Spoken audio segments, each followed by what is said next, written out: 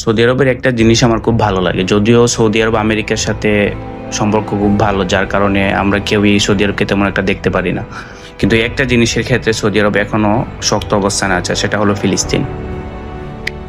Abraham accords নামে একটা চুক্তি সম্ভবত 2020 সালে সূচনা হয়েছিল ট্রাম্প যখন প্রথমবার ক্ষমতায় আসে।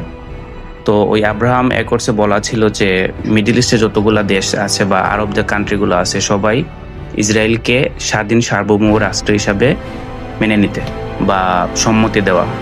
তো সৌদি আরব এবং পাকিস্তান বা মিডল ইস্টে যত আরব কান্ট্রিগুলো আছে এদের কথা হলো, যদি ইসরায়েলকে যদি ওরা স্বাধীন রাষ্ট্র হিসাবে স্বীকৃতি দিয়ে দেয়, তার মানে হলো ফিলিস্তিনকে দখল করার জন্য ইসরায়েলকে সম্মতি দিয়ে দেওয়া।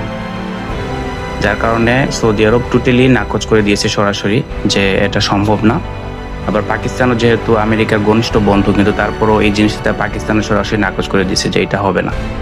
কারণ সব মুসলমান এই একটা দেশের ক্ষেত্রে এক জায়গাতেই আছে, সেটা হলো ফিলিস্তিনের উপর যে অত্যাচার নিপীড়ন ইসরায়েল গত কয়েক যুগ ধরে চালিয়ে আসতেছে, এটা আসলে বলার মতো না। সো ইসরায়েলকে স্বীকৃতি দেওয়া মানে হচ্ছে গিয়ে ফিলিস্তিনকে দখল করার জন্য ওদেরকে সম্মতি দিয়ে দেওয়া। এই জন্য সৌদি আরবকে একটা ধন্যবাদ দেওয়াই যায়, কারণ এই একটা জিনিসের ক্ষেত্রে অন্তত ওরা ঠিক আছে। বাকি সবগুলোতেই তো ওরা আমেরিকার একদম কুলে উঠে বসে আছে, এরকমই বলা যায় আর কি।